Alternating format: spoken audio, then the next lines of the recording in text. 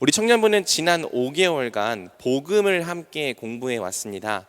복음이란 무엇입니까? 복음은 하나님께서 우리에게 가장 좋은 세상, 곧 하나님 나라를 주시기 원하신다는 소식이죠.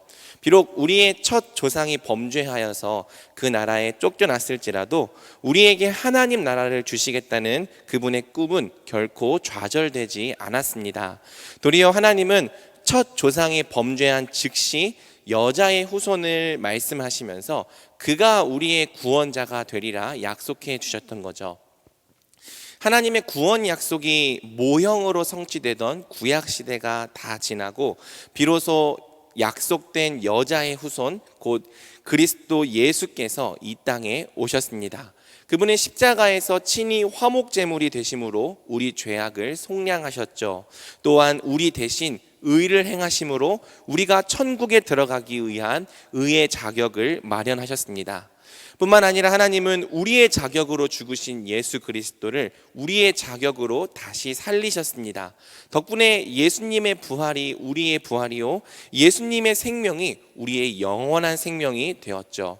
또 예수님은 우리를 위해 천국에 올라가시고 또 나라와 왕권을 받으셔서 하나님 보좌 우편에 앉으신 거예요.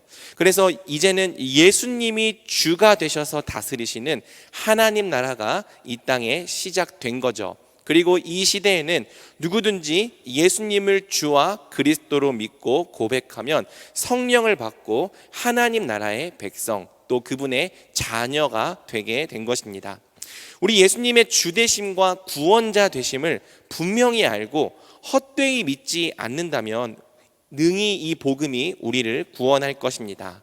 그래서 여러분, 이 예수님의 주되심과 그리스도 되심, 이 두 가지에 대한 복음은 여러분들이 헷갈리지 않고 마음속에 꼭 분명하게 새겨야 합니다. 하지만 사랑하는 여러분, 복음은 여기서 끝나지 않습니다. 복음은 예수님께서 이미 이루신 일들에 관한 내용을 넘어 오늘 우리가 무엇을 누릴 수 있는지에 대한 소식, 오늘 우리가 누리는 복된 소식까지 나아가기 때문이죠. 우리는 예수님께서 2000년 전에 십자가를 지신 것도 구원이라고 부르고요, 오늘 우리가 하나님의 자녀가 되는 것도 구원이라고 부릅니다. 하지만 엄밀히 말하면 이 두 구원은 좀 차이가 있죠. 전자의 구원은 내가 믿든지 믿지 않든지, 즉 내 어떠함과 관계없이 2000년 전에 이미 예수님께서 이루신 구원입니다. 반면 후자의 구원은 오늘 내가 믿을 때 내가 무엇을 누리는가와 관련이 있는 거죠. 그래서 여러분, 우리는 둘 다 똑같이 구원이라고 부르지만 이 두 구원을 좀 구분해 보려고 합니다. 예수님께서 2000년 전에 이미 다 이루신 구원을 우리는 객관적 구원이라고 부를 거예요. 이를 좀 어려운 말로는 구속사적 성취라고도 하죠. 그리고 오늘 우리가 믿을 때 누리는 구원을 우리는 주관적 구원이라고 부를 것입니다. 교리적인 말로는 구원론적인 적용이라고도 합니다. 똑같이 다 구원이라 부를지라도 사실상 성경이 말하는 구원에는 예수님께서 우리와 관계없이 이미 이루신 객관적 구원과 오늘 우리가 믿음으로 성령을 통해 누리는 주관적 구원, 이렇게 두 가지가 있는 거죠. 그리고 여러분, 복음의 진짜 묘미는요, 예수님께서 이미 이루신 객관적 구원이 오늘 내게 적용되는 주관적 구원에 있는 것입니다. 어쩌면 이 부분은요, 우리가 교회를 오래 다녔어도 별로 배워보지 못한 부분일 수 있어요. 그래서 오늘날 우리에게 더 절실한 부분이라 할 수 있죠. 성경은 예수님의 구원을 오늘 우리의 구원으로 받는 유일한 길이 오직 믿음이라 선포합니다. 믿음이 예수님의 구원을 내 구원으로 받는 유일한 길이죠. 그런데 여러분, 믿을 때 어떤 일이 일어나기에 예수님의 구원이 우리의 구원이 되는 걸까요? 예수님께서 2000년 전에 십자가를 지시고 부활하신 구원이 어떻게 오늘 우리가 누리는 구원으로 적용되는 걸까요? 이 두 구원 사이에 연결고리가 무엇일까요? 우리는 바로 이 지점에서부터 복음의 후반부, 곧 오늘 우리가 누리는 주관적 구원에 대한 내용으로 들어가 보려 합니다. 예수님을 믿을 때 무슨 일이 일어나는가? 우리가 예수님을 주와 그리스도로 믿을 때 보좌 우편에 앉으신 예수님께서 우리에게 약속된 성령을 보내주신다고 배웠습니다. 사도행전 2장 33절과 38절입니다. 하나님이 오른손으로 예수를 높이심에 그가 약속하신 성령을 아버지께 받아서 너희가 보고 듣는 이것을 부어주셨느니라. 베드로가 이르되 너희가 회개하여 각각 예수 그리스도의 이름으로 세례를 받고 죄사함을 받으라. 그리하면 성령의 선물을 받으리니. 따라서 예수님을 믿을 때 무슨 일이 일어나는가는요, 성령을 받을 때 우리에게 무슨 일이 일어나는지를 묻는 것과 같습니다. 그러면 여러분, 성령을 받을 때 우리에게 어떤 일이 일어나는 걸까요? 그게 바로 오늘 본문의 26절과 27절인 거죠. 우리 오늘 본문에 해당하는 26절과 27절을 함께 한 목소리로 읽어보겠습니다. 시작. 너희가 다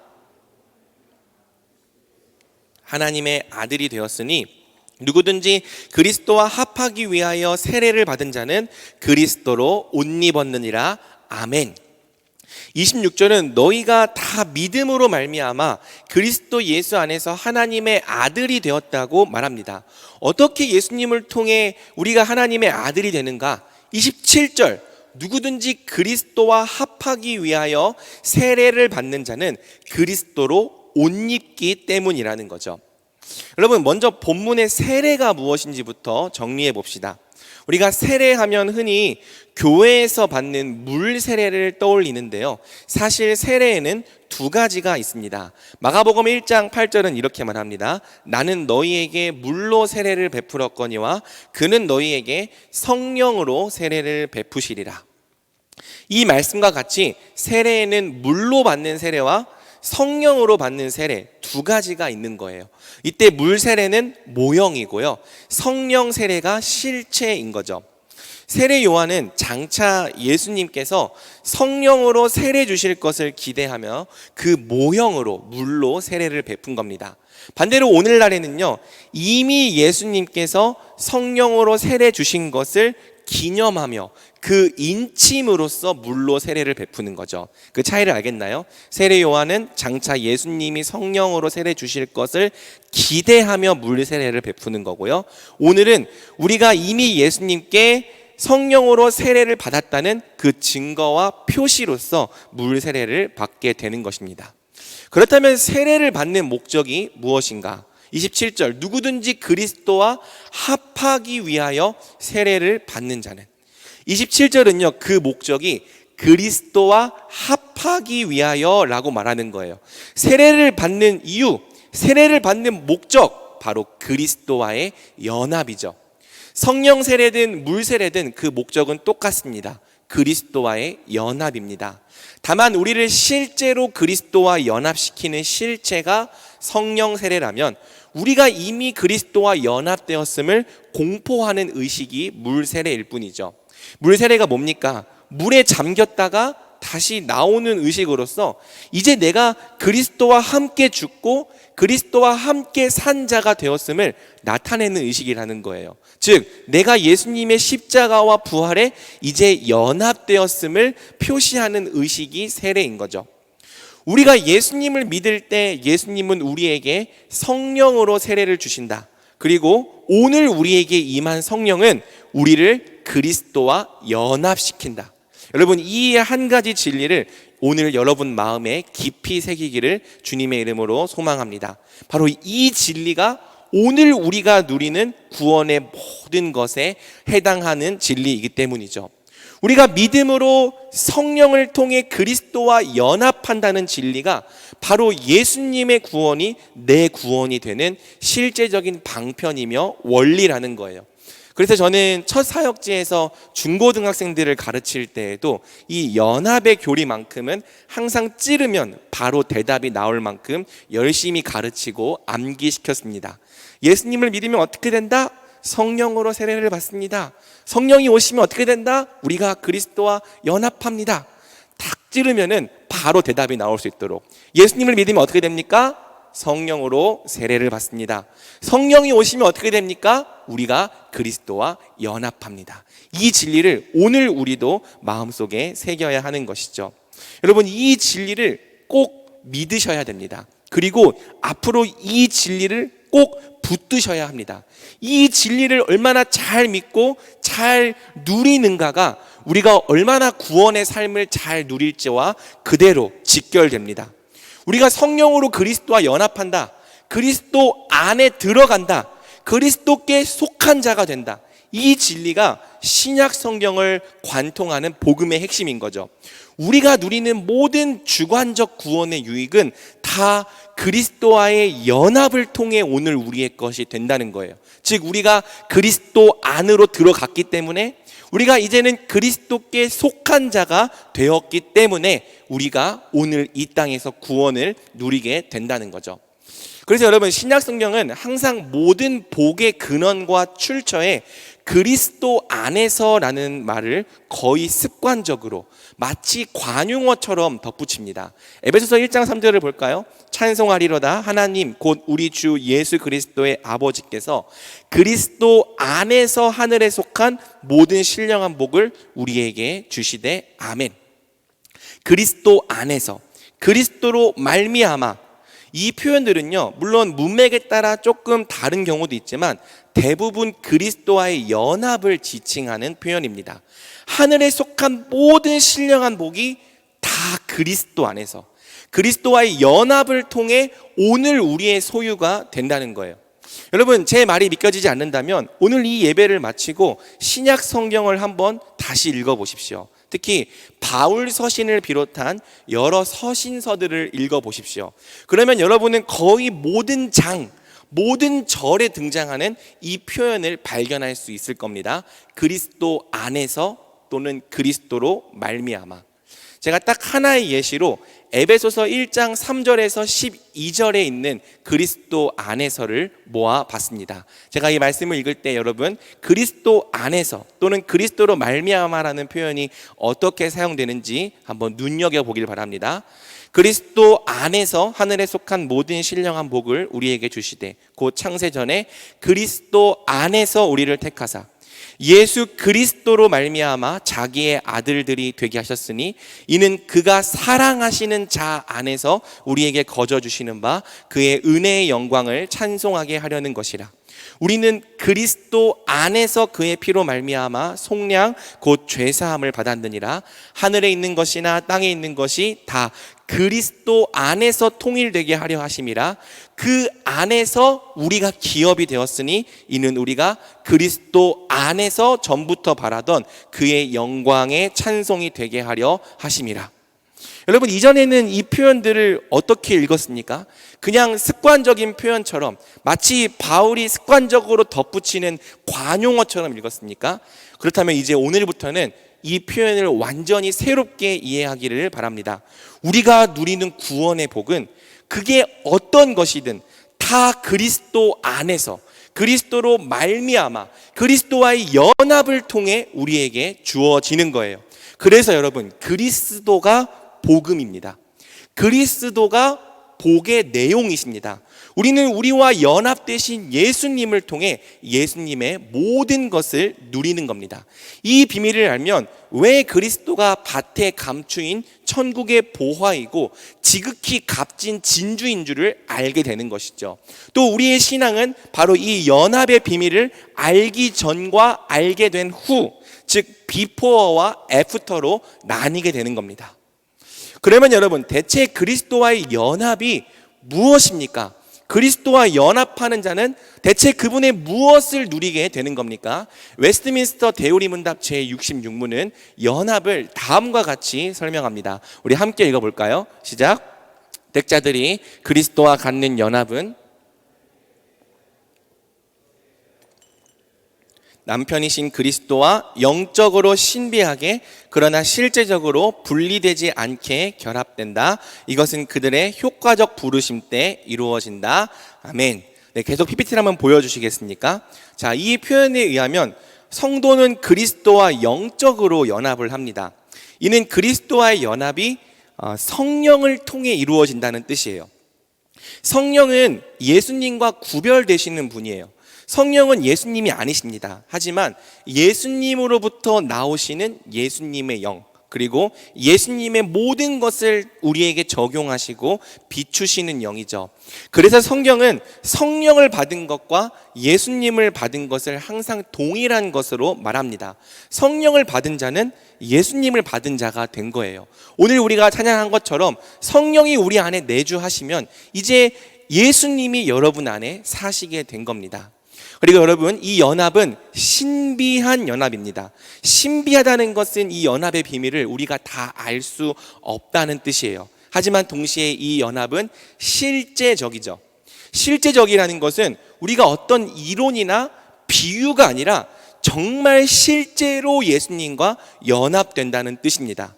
우리는 성령을 받을 때 즉시 보좌 우편에 앉으신 예수님과 영적으로 신비하게 실제적으로 분리되지 않게 결합되는 것이죠. 그리고 여러분, 성경은요, 우리가 예수님과 연합되는 것을 두 가지 비유로 설명합니다. 66문을 보면은 이것에 의하여 그들은 그들의 머리와 남편이신 그리스도와 연합한다고 말하고 있죠. 첫째는 머리와 몸의 비유예요. 예수님과 연합한다는 것은 그분이 우리의 머리가 되시고 우리는 그분의 몸이 된다는 의미입니다. 둘째는 남편과 아내의 비유예요. 예수님과 연합한다는 것은 그분이 우리의 남편이 되시고 우리는 그분의 아내가 된다는 뜻이죠. 아니, 강도사님, 저는 형제인데 아내가 되는 겁니까? 예, 맞습니다. 모두 예수님의 아내가 되는 겁니다. 에베소서 5장 31절에서 32절이 바로 이 비밀을 우리에게 잘 말해주고 있죠. 그러므로 사람이 부모를 떠나 그의 아내와 합하여 그 둘이 한 육체가 될지니 이 비밀이 크도다. 나는 그리스도와 교회에 대하여 말하노라. 하나님께서 말씀하셨던 이 남자와 여자의 결혼, 사람이 부모를 떠나 그의 아내와 합하여 그 둘이 한 육체가 될지니, 이것이 분명히 결혼에 대한 말씀이고 결혼에 대한 약속이었지만 사실은 이것이 그리스도와 교회에 대한 비밀이었다고 바울은 말하는 겁니다. 곧 우리가 남자와 여자가 서로 결혼하듯이 예수님과 우리가 함께 연합하게 될 것, 서로 결혼하게 될 것, 이것을 말하는 큰 비밀이었다고 에베소서 5장 31절에서 32절은 말하는 거죠.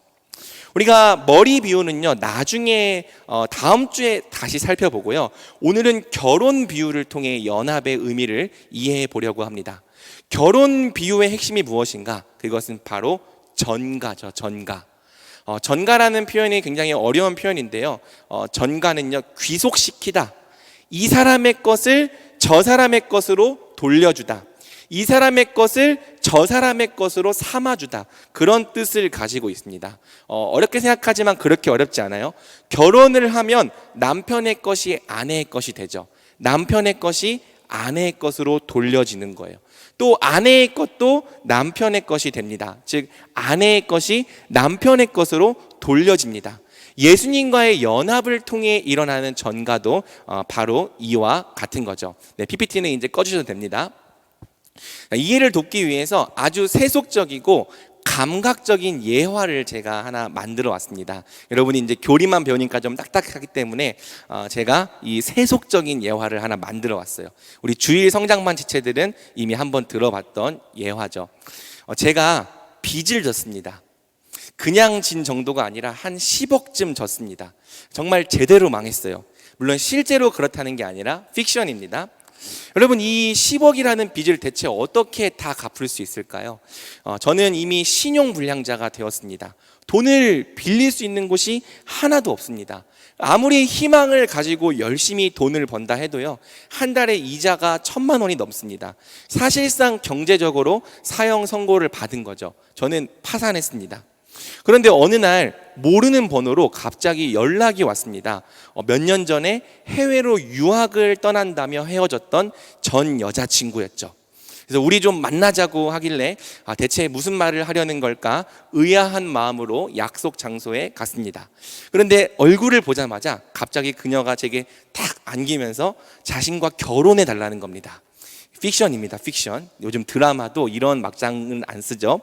그래서 아무튼 저는 안 된다고 말했어요. 야, 너 내가 빚이 얼마인 줄 아냐? 자그마치 10억이다. 너 나랑 결혼하면 네 인생 망친다. 해외에서 유학하고 그 좋은 학위 받아왔으면 좋은 남자, 잘 나가는 남자 만나서 행복하게 살아라. 하지만 그녀는요, 저에게 끈질기게 구혼을 했습니다. 나는 너 아니면 안 된다. 다른 거 다 필요 없고 나는 너만 있으면 되니까 무조건 결혼해 달라. 그래서 저는요, 결국 그녀의 끈질긴 설득 끝에 결혼을 하게 되었습니다. 저는 그 결혼에 10원 한 장도 보태지 못했어요. 도리어 빚만 10억을 얹어 주었죠. 집도 저는 마련할 게 없어서 그냥 그녀가 살고 있는 집에 함께 살기로 했습니다. 그런데 그녀의 집에 따라가 보니까 심상치가 않습니다. 분명 집이라고 했는데 잠실 롯데타워로 들어갑니다. 알고 보니까 그녀의 집은 C 무슨 리엘이었던 거죠. 집에 있던 모든 가구랑 가전제품이 다 최고급 제품이에요. 그래서 아니, 얘가 분명 나랑 옛날에 사귈 때는 그냥 평범한 애였는데 어떻게 이렇게 부자가 된 거지? 알고 보니까 그녀가 유학을 가 있는 동안에 해외에서 유튜버로 대성공을 했던 거죠. 그래서 우리나라에만 아직 알려지지 않았을 뿐 구독자가 1000만 명이 넘었던 겁니다. 그래서 입이 딱 벌어지고 있는데 그녀가 갑자기 은행에 좀 같이 가자고 말하는 거예요. 따라갔더니 빚 10억을 일시불로 현금으로 다 갚아주는 겁니다. 그리고 집에 돌아와서 내게 이렇게 말합니다. 이제 나랑 결혼했으니 이 집에 있는 건 다 당신 거라고. 얼마든지 마음껏 사용하고 누리라고.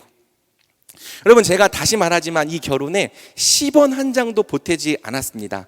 하지만 아내는요, 너는 이 결혼에 돈을 보탠 게 없으니까 여기 침대에서 자지 말고 저기 베란다에 나가서 침낭 깔고 자라. 여기 한 2평 정도가 네가 거주할 공간이다. 그렇게 말하지 않는 거예요. 그리고 너는 이 결혼에 돈을 안 냈으니까 정수기 물 마실 자격이 없다. 수돗물 먹어라. 그렇게 말하지 않는 겁니다. 그리고 내가 내준 10억 다 갚을 때까지는 내 몸에 손도 대지 말아라. 한 1000만 원 갚을 때쯤에 손톱 하나 만지고 한 2000만 원 갚을 때쯤에 이제 손 한번 잡고, 그렇게 말하지 않는 거죠. 그럼 그녀는 뭐라고 말합니까? 내게 속한 것이라면 무엇이든 다 이제 네 것이 되었다. 왜? 결혼했으니까. 내게 속한 집과 재산부터 시작해서 내 마음과 내 재능, 내 가족, 심지어 내 몸까지도 다 이제 네 것이 되었다 말하는 거예요. 왜? 결혼했으니까. 여러분, 이것이 바로 결혼을 통해 일어나는 전가의 개념인 거죠. 사랑하는 여러분, 예수님과 우리가 연합한다는 의미가 무엇입니까? 그것은요, 우리가 예수님을 우리의 신랑으로 맞이한다는 뜻이에요. 예수님과 결혼한다는 뜻입니다. 예수님과 결혼하면 대체 어떤 일이 일어납니까? 우리에게 속한 모든 빚이 다 그분께로 돌려지는 거예요. 마찬가지로 예수님께 속한 것이라면 무엇이든지 다 우리에게로 돌려지는 겁니다. 즉, 예수님과 우리 사이에 전가가 일어나는 거죠. 여러분, 제가 앞에서 정말 말도 안 되는 예시를 들었지만 사실 우리가 예수님과 연합할 때 누리는 은혜는 앞의 예시보다 훨씬 더 말이 안 될 만큼 큰 은혜입니다. 왜냐하면요, 예수님은요 겨우 10억 정도 갚아주신 게 아니라 영원히 갚아야 될 죄의 형벌을 우리 대신 갚아주신 거예요. 또 예수님은 겨우 잠실의 최고급 주택 그 정도 준 게 아니라, 물론 여러분 겨우라고 말하기엔 좀 크죠. 하지만 영생을 주셨으니까, 겨우 이 땅에서 잘 먹고 잘 살 수 있는 그 수준을 넘어서 영생을 주시고 영원한 하나님 나라를 주신 거죠. 게다가 여러분, 그분은 하나님이신 그분 자신을 우리에게 주신 거예요. 그래서 여러분, 우리가 예수님을 우리의 남편으로 맞이하면 우린 무려 천지를 지으신 하나님을 우리의 기업으로 삼는 자들이 되는 거죠. 사랑하는 여러분, 이것이 얼마나 크고 놀라운 은혜인지를 깊이 묵상해 보십시오. 우린 본래 평생을 갚아도 다 갚지 못할 만큼, 아니 영원토록 갚아도 다 갚지 못해서 지옥에서 영원토록 있어야 할 만큼 하나님께 큰 죄의 빚을 진 자들입니다. 그런데 예수님은 우리가 그분을 믿었다는 이유만으로 친히 우리와 연합해 주십니다. 결혼해 주세요. 성령을 보내주세요. 그리고 우리에게 속한 모든 죄의 빚을 다 그분 앞으로 돌려주시는 거죠. 그리고 그분께서 흘리신 십자가 보혈로 대신 갚아주시는 겁니다. 그리고 여러분, 이제 여기가 놀라운 부분이죠. 예수님은 우리가 그분을 믿었다는 이유만으로 이제 본래 그분께 속해 있던 것들을 다 우리의 것으로 삼아주시는 거예요. 그분의 인격, 그분의 사역, 그분의 지위, 그분의 신분, 그분의 영광, 그분께 속한 것이라면 그게 무엇이든지 다 우리의 것으로 삼아 주신다는 겁니다. 우리는 그분께 죄를 드리는데 그분은 우리에게 의와 더불어 모든 것을 주셔요. 그래서 이를 Great Exchange, 위대한 교환이라고도 부릅니다. 우리는 예수님과 연합할 때 영원히 형벌받을 죄값을 드렸지만 예수님은 우리가 그분과 영원히 함께 할 수 있는 영생과 더불어 정말 모든 것을 다 주신 거죠. 여러분, 구체적으로 우리가 예수님께 무엇을 받습니까? 먼저 우리는 예수님의 십자가를 우리의 십자가로 삼습니다. 우리는 예수님을 믿을 때 예수님과 함께 십자가에 못 박힌 자들이 되는 거예요. 또 우리는 예수님의 부활을 우리의 부활로 삼습니다. 우린 예수님을 믿을 때 그분과 함께 죽을 뿐 아니라 함께 살아난 자들이 되는 거죠. 이를 통해 우리는 예수님의 부활 생명을 오늘 우리의 생명으로 소유한 자가 되는 거예요. 그리고 예수님의 생명이 우리의 생명이 되면요, 이제 영적으로 죽어있던 우리가 새로운 생명으로 거듭나게 되는 거죠. 구원의 출발입니다. 신앙의 시작입니다. 여기까지는 우리가 이미 다 배운 내용이죠. 진짜는 여기부터입니다. 이제 여러분, 우리는 예수님의 인격과 예수님의 성품을 우리의 인격과 우리의 성품으로 삼게 됩니다. 즉, 예수님 안에 있는 온전한 하나님의 형상이 우리의 형상이 됩니다. 본래 우리 안에 있던 하나님의 형상은 어떻습니까? 거의 다 망가져 있었죠. 우리 안에는 거룩함도 없었고 하나님을 닮은 온전한 성품도 없었습니다. 우리의 성품과 인격은 온통 죄로 물들어 있었습니다. 오염되어 있었고 망가져 있었고 병들어 있었습니다. 수치심과 두려움, 위선과 교만, 이기심과 탐욕, 온갖 방어 기제와 상처, 좌절, 정말 많은 것들로 오염되어 있었어요. 이런 것들만 가득 차 있었습니다. 하지만 성령께서 예수님의 인격을 우리의 인격으로 삼아 주실 때 비로소 우리의 인격이 회복되기 시작하는 거죠. 그리고 성령께서 예수님의 성품을 우리의 성품으로 삼아주기 시작할 때 비로소 우리의 성품 안에 본래 없었던 성령의 성품이 생겨나게 되는 겁니다. 즉, 예수님을 닮아가게 되는 겁니다. 우리가 예수님과 연합되었기 때문에 그분 안에 있는 온전한 하나님의 형상이 우리의 망가졌던 형상을 새롭게 하기 시작하는 거죠. 그래서 여러분, 우리가 그분과 함께 살기 시작하면요, 어느새 예수님을 닮은 성품, 예수님을 닮은 인격, 예수님을 닮은 사랑, 예수님을 닮은 의로운 삶이 우리 것이 되기 시작하는 거예요. 이렇게 우리는 우리와 연합되어 계신 예수님을 닮아가는 은혜를 성화라고 부르는 거죠. 여러분, 성화가 뭐라고 생각했습니까? 성화된다는 것이 어떻게 우리에게 이루어진다고 생각했습니까?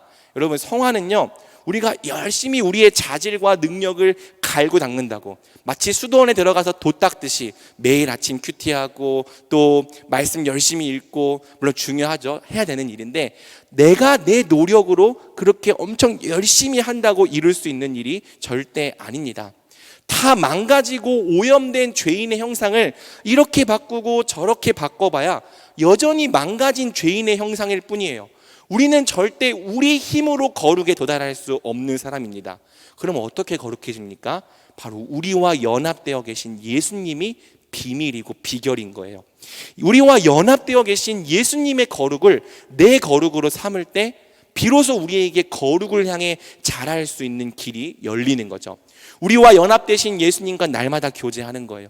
그분의 거룩을 우리의 거룩으로 삼아주시는 성령의 은혜를 의지하는 거예요. 그리고 우리는 예수님과 연합하는 만큼 거룩해지는 거죠. 예수님과 교제하는 만큼 그분을 닮아가는 겁니다. 우리 자신을 부인하고 예수님의 거룩을 우리의 거룩으로 받아들이는 만큼 우리는 성화되는 거예요. 우리같이 무능한 죄인들에게 사랑과 희락과 화평과 오래 참음과 자비와 양선과 충성과 온유와 절제의 열매가 맺힐 수 있는 이유는요, 모두 이 성품들의 원천이신 예수님이 우리 안에 사시기 때문입니다. 그래서 이 비밀을 아는 자는요, 날마다 내 자신의 능력과 가능성을 부인하는 거예요. 그리고 예수님의 형상이 내 형상이 되기를, 성령께서 예수님의 성품과 인격을 내 인격과 내 성품으로 삼아 주시기를 기도하고 또 구하게 되는 거죠. 오직 예수님 안에 있는 가장 온전한 하나님의 형상과 거룩을 갈망하게 되는 겁니다. 또 사랑하는 여러분, 우리는 예수님과의 연합을 통해서 그분의 사역 또한 우리의 사역으로 삼게 됩니다. 예수님은 어떤 일을 하십니까? 그분은 교회의 머리로서 교회를 다스리시고 돌보시는 일을 합니다. 그런데 우리가 그분과 연합하면 우리는 그분의 사역조차도 우리의 것으로 받게 되는 거죠. 그게 무엇입니까? 바로 은사예요. 여러분은 은사가 뭐라고 생각했습니까? 그저 예수님께서 주시는 능력이라고 생각했습니까? 은사는요, 예수님의 사역이 우리의 사역이 된 결과입니다. 그래서 누구든지 예수님과 연합하여 그분의 사역을 은사로 받으면요, 이제는 예수님의 사역으로 예수님처럼 교회를 섬기게 되는 거죠. 지식을 받은 자는요, 예수님의 입이 되어서 그분의 말씀을 선포하게 되는 겁니다. 예수님의 지혜를 받은 자는요, 이제 그분의 지혜로 교회를 다스리는 거죠. 예수님의 긍휼을 받은 자는요, 이제 예수님의 눈이 되어서 교회 안에 상처 있고 낙심한 지체들을 긍휼히 여기는 거예요. 예수님의 위로를 받은 자는 이제 예수님의 손이 되어서 각 지체들, 실망한 지체들, 또 낙심한 지체들을 보듬어 주는 거죠. 또 예수님의 섬김을 받은 자는요, 이제 예수님의 능력으로 교회를 섬기게 되는 겁니다. 또 예수님의 구제의 은사를 받은 자는요, 이제 예수님의 소유로 각 사람의 필요를 채우는 일을 하게 되는 거죠. 예수님의 사역을 우리의 사역으로 받으면 이제 우린 예수님이 하시는 일을 예수님과 함께 똑같이 하게 되는 겁니다. 여러분, 이게 왜 놀라운 일인지 아십니까? 본래 우리가요, 서로를 사랑하고 섬기는 일에 철저히 무능한 자들이었기 때문이죠. 우리는요, 악한 일과 죄 짓는 일에는, 또 나를 위한 일에는 굉장히 파워풀하고 프로페셔널한데, 남들을 사랑하고 섬기는 일에는 철저히 무능력한 자들이었어요. 심지어 낮아져서 누군가를 섬긴다는 마음조차 내가 왜 그래야 돼? 이런 태도로 감당하지 않으려는 자들이었죠. 그런데 예수님과 연합되면 비로소 우리가 할 수 있게 되는 거예요. 예수님의 사역을 우리의 사역으로 삼을 때 우리는 예수님처럼 다른 사람들을 사랑하고 섬길 수 있게 되는 거죠. 그리고 예수님처럼 다른 사람들을 사랑하고 섬기는 일에 점점 더 능하고 탁월한 자가 되어 가는 겁니다. 그리고 여러분, 우리가 예수님의 사역으로 서로를 섬기면 그곳엔 예수님의 사역이 있게 되는 거죠. 실제로 섬기는 것은 우리지만 사람들은 우리를 통해 예수님의 사랑을 경험하는 겁니다. 우리를 통해 예수님의 돌보심을 경험하는 거고요, 우리를 통해 예수님의 채우심을 경험하는 겁니다. 우리가 섬기는데 그 섬김의 근원이 예수님이시기 때문에 예수님의 섬김을 경험하게 되는 거죠. 뿐만 아니라 여러분, 우린 예수님과의 연합을 통해 그분의 지위와 신분도 받습니다. 그분이 의인이기 때문에 우리가 의인 되는 거예요. 그분이 아들이기 때문에 우리에게 자녀의 권세가 주어지는 겁니다. 그분이 가진 아들의 자유와 특권도 연합을 통해 우리 것이 되는 거고요, 그분이 가지셨던 하나님 나라의 상속권 또한 우리가 그분과 연합했기 때문에 우리 것이 되는 거죠. 그리스도 안에서 자녀의 권세를 갖는 것 모두 예수님과 우리가 연합된 결과입니다. 하나님은 이제 그리스도 안에서 자녀된 우리를 마치 그분의 독생자를 대하시듯이 지극히 사랑하시고 돌보십니다. 그래서 우린 예수님께 받은 자녀의 신분으로 이 땅에서 또 하늘에서 자녀의 특권을 누리며 살아가게 되는 거죠. 또 마지막으로 우린 예수님과의 연합을 통해 그분의 영광에도 참여합니다. 에베소서 2장 5절에서 6절 같이 읽습니다. 허물로 죽은 우리를 그리스도와 함께 살리셨고 또 함께 일으키사 그리스도 예수 안에서 함께 하늘에 앉히시니. 예수님과의 연합을 통해 그분의 높아짐이 다 누구의 높아짐이 됩니까? 우리의 높아짐이 되는 거예요. 우리가 예수님과 함께 살리심 받습니다. 함께 천국으로 들어 올리심 받습니다. 예수님과 함께 하늘에 앉아 다스리는 권세를 받습니다. 그래서 우린 주님과 연합할 때 주께서 주신 말씀과 기도와 섬김의 권세로 예수님과 함께 세상을 다스리고 통치하는 자들이 될 수 있는 거죠. 또 예수님과 연합했기 때문에 주께서 재림하실 때에도 우린 예수님의 영광에 함께 참여하는 자가 됩니다. 또 예수님과 연합했기 때문에 우린 장차 그분이 입으신 부활의 몸도 우리의 몸으로 받게 되는 거죠. 모든 게, 성경에 약속된 모든 복이 다 그리스도 안에서, 그리스도로 말미암아 그리스도와의 연합을 통해 우리에게 주어지는 거예요. 에베소서 1장 3절 우리 다시 한번 같이 읽어볼까요? 시작. 찬송하리로다 께서 그리스도 안에서 하늘에 속한 모든 신령한 복을 우리에게 주시되 아멘. 그러므로 사랑하는 여러분, 그리스도가 비밀입니다. 그리스도가 만복의 근원이십니다. 우리가 이 땅과 장차 하늘에서 누릴 모든 구원의 복이 다 그리스도 안에 들어있는 겁니다. 그리스도가 바로 천국의 보화요 극히 값진 진주입니다. 그래서 그리스도가 누군지를 정말 발견한 자는요, 자신의 모든 것을 다 팔아서라도 그분 한 분만을 얻고자 하는 거예요. 왜? 우리가 그리스도를 얻는다면 모든 것을 다 가진 자요, 온 우주보다 더 크신 하나님을 나의 기업으로 삼게 되기 때문입니다. 그러니 여러분, 온 마음을 다해 그리스도 한 분을 얻으십시오. 이미 여러분이 그리스도를 얻은 자라면요, 이제 여러분 안에 사시는 그분이 누구신지를 다시 돌아보십시오. 제발 다른 곳이 아니라 여러분 안에 사시는 그분께 관심을 가지십시오. 여러분 안에 예수님이 사시는데 왜 답을 다른 곳에서 찾습니까? 만물을 충만하게 하시는 이가 여러분 안에 사십니다. 믿으십니까? 아멘. 모든 지혜와 지식의 원천, 하나님의 가장 온전한 형상, 거룩한 인격, 거룩한 성품, 의로운 사랑, 의로운 능력, 아들의 지위, 아들의 특권, 천국의 영광, 이 모든 것을 다 소유하신 분께서 여러분 안에 사십니다. 그리고 그분이 여러분에게 말씀하는 거죠. 이제 네가 나와 연합했으니, 이제 너가 나와 결혼했으니 내게 속한 모든 것이 다 네 것이다. 그러니 여러분, 이제 그분이 주시겠다고 말씀하시는 것에 귀를 기울이십시오. 그분께 속한 것을 철저히 여러분의 소유로 삼으십시오. 기독교는 철학이 아닙니다. 기독교는 지식이 아니에요. 기독교는 어떤 이 이론들의 나열이 아닙니다. 기독교는요, 그리스도입니다. 하나님께서 우리에게 주신 유일한 답, 그리스도입니다.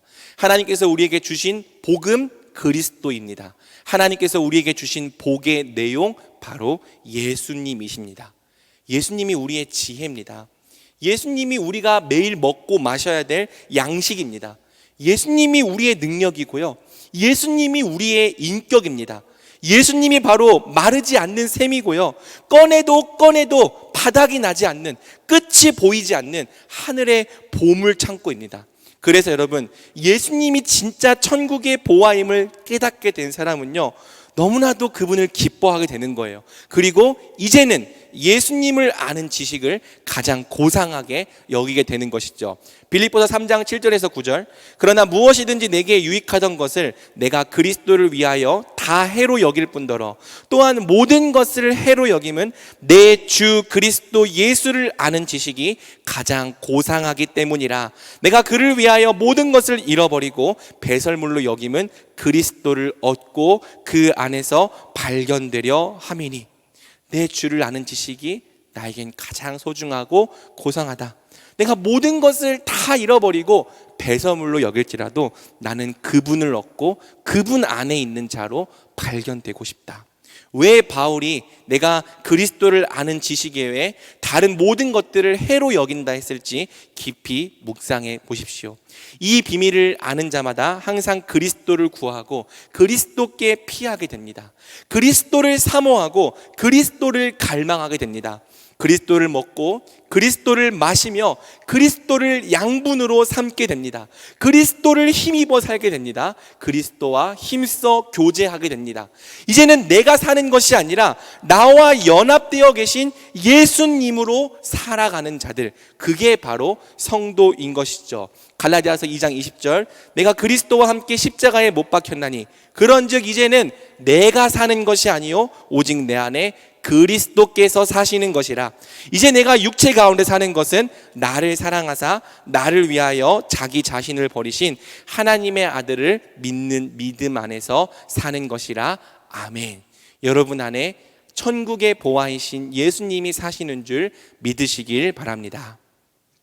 마지막으로 오늘 본문은 우리가 그리스도 안에 있다는 것이 어떤 의미인지를 매우 감각적인 이미지로 설명하는데요. 우리 27절을 함께 읽어보겠습니다. 시작. 누구든지 그리스도와 합하기 위하여 세례를 받은 자는 그리스도로 옷 입었느니라. 아멘.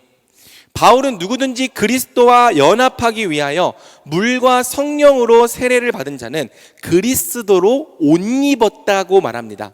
원문에는요 옷이라는 표현이 없어요. 그래서 사실 정확하게는 그리스도를 입었다로 번역하는 것이 맞습니다. 다만 그리스도를 입는다는 표현이 어색하기 때문에 우리말 성경에는 옷이라는 표현을 추가하고 있는 거죠.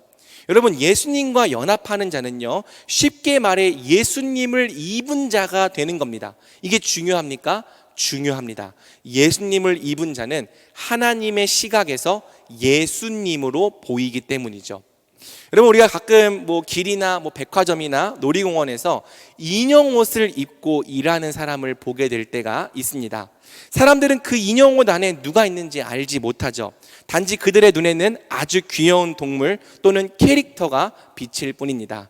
아직까지 펭수가 좀 그래도 좀 이렇게 먹어줍니까? 아무튼 이 사람들의 눈에는요 그 안에 누가 있는지 몰라요. 귀여운 동물, 캐릭터가 보여요. 그래서 사람들은 그 인형 옷 안에 누가 있는지도 잘 모르는데 달려가서 막 안기고 사진도 이렇게 함께 찍는 거죠. 만약 그 인형 옷 안에 저 같은 아저씨가 들어있는 걸 애들이 봤다면 아이들이 아무도 그렇게 쉽게 다가오지는 않았을 것입니다. 하지만 그 인형 옷 안에 누가 들어있는지 모르기 때문에 사람들, 특히 아이들은요 부담 없이 다가가서 그 인형 옷을 만지고 또 부담 없이 안기고 부담 없이 사진을 찍는 거죠. 마찬가지예요. 우리가 그리스도를 입었다. 이는 이제 하나님의 눈에 죄인인 우리가 아니라 의인인 그리스도가 보이게 되었다는 뜻입니다. 즉 하나님께서 이제 그리스도 안에서 우리를 의롭게 여기신다는 뜻인데요. 저는 칭이라는 이 교리적인 표현보다 우리가 그리스도를 옷 입었다는 표현이 훨씬 더 감각적으로 와닿습니다. 이제 하나님의 눈에는 죄인인 우리가 안 보이는 거예요. 도리어 하나님의 눈에는 우리가 항상 거룩하고 의로우신 그리스도로 보이는 거죠. 예수님을 입을 때 우리의 죄는 완전히 가려지고 오직 예수님의 의로우심만이 하나님 앞에 드러나게 된 것입니다. 그래서 이제 하나님은 예수님을 입은 우리를 항상 예수님처럼 보십니다. 항상 예수님처럼 대하십니다. 이게 우리를 의롭게 여겨주셨다는 말씀의 의미인 거죠. 우리를 항상 예수님처럼 보신다. 우리를 항상 예수님처럼 대하신다.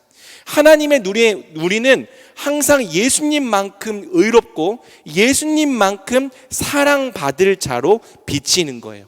그래서 하나님은 예수님을 입은 우리를 늘 예수님만큼 의로운 자로, 예수님만큼 사랑받기에 합당한 자로 대해 주시는 거죠.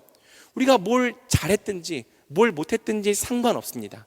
그분의 눈에 우리는 항상 예수님입니다. 우리가 좀 더 선하게 살았든지 우리가 이번 주에 정말 망가진 삶을 살았든지 상관없습니다. 그분의 눈에는 우리가 항상 예수님입니다.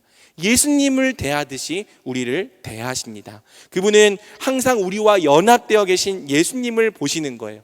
그래서 언제나 예수님처럼 우리를 받아주시고 예수님처럼 우리를 사랑해 주시는 거죠.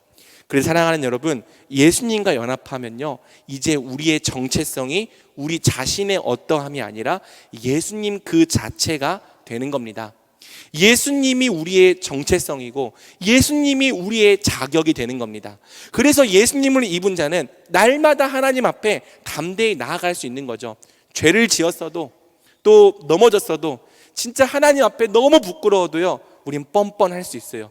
예수님의 탈을 뒤집어 쓰고요, 다시 그분 앞에 나아가면요, 하나님은 우리를 가장 사랑받기에 합당한 아들로, 딸로 보십니다. 그리고요, 우리가 예수님의 탈을 쓰고 예수님 하나님께 나아가서 그분의 품에 푹 안기면 하나님은 가장 넓은 품으로 우리를 받아주시는 거죠. 가장 사랑받기 합당한 자로, 가장 의로운 자로 여김 받는 거예요. 예수님을 통해 우리는 언제나 하나님과 화평을 누릴 수 있는 거죠. 로마서 5장 1절, 그러므로 우리가 믿음으로 의롭다 하심 받았으니 우리 주 예수 그리스도로 말미암아 하나님과 화평을 누리자. 어떻게 이것이 가능합니까? 우리가 예수님을 입었기 때문에 이 일이 가능한 겁니다. 이처럼 성도는 자신과 연합된 그리스도의 능력으로, 또 그리스도의 정체성으로, 그리스도의 모든 것으로 이 땅을 사는 자들이죠. 고린도전서 1장 30절, 너희는 하나님으로부터 나서 그리스도 예수 안에 있고 예수는 하나님으로부터 나와서 우리에게 지혜와 의로움과 거룩함과 구원함이 되셨으니 아멘. 여러분, 예수님을 여러분의 지혜와 의로움과 거룩함과 구원함으로 삼으시길 우리 주님의 이름으로 축복합니다. 말씀 맺겠습니다. 이사야 55장 1절은 이렇게 말합니다. 오호라, 너희 모든 목마른 자들아, 물로 나아오라. 돈 없는 자도 오라. 너희는 와서 사 먹되 돈 없이 값 없이 와서 포도주와 젖을 사라. 그리고 예수님은요, 이 말씀을 다름 아닌 자신에게 적용하는 거죠. 우리 요한복음 7장 37절에서 38절 같이 읽어보겠습니다. 시작. 예수께서 나를 믿는 자는 성경의 이름과 같이 그 배에서 생수의 강이 흘러나오리라 하시니 아멘. 목이 마릅니까? 예수님께로 오십시오. 지혜가 없습니까? 예수님께로 오십시오. 다시 일어설 힘과 용기가 없습니까? 예수님께로 오십시오. 말씀대로 살 능력이 없습니까? 예수님께로 오십시오. 하나님 앞에 설 의가 없습니까? 예수님께로 오십시오. 그분을 믿고 그분과 연합하십시오. 그분과 결혼하십시오. 그분의 모든 것을 그분과의 결혼을 통해 다 여러분의 소유로 삼으십시오. 그래서 그분께 속한 것이라면 그게 무엇이든지 다 값없이, 돈 없이 사 먹으십시오. 얼마든지 먹고 얼마든지 마시고 얼마든지 누리고 얼마든지 사용하십시오. 여러분께 필요한 모든 것을 다 여러분의 남편이신 그리스도께서 여러분에게 주십니다. 그래서 그분을 자기의 남편으로 삼는 자는요, 그 배에서 생수의 강이 흘러 넘칠 것입니다. 그리스도의 모든 충만함이 결국에는 여러분을 충만하게 할 것입니다. 그러므로 우리 대전중앙교회 모든 청년들이 예수님과 연합하고 예수님의 모든 것을 누리는 자들이 되길 우리 주님의 이름으로 축복합니다. 그 배에서 생수의 강이 흘러 넘치는 자들이 되길 우리 주님의 이름으로 간절히 소원합니다. 아멘. 우리 시간 함께 찬양하고 기도하며 나아가겠습니다.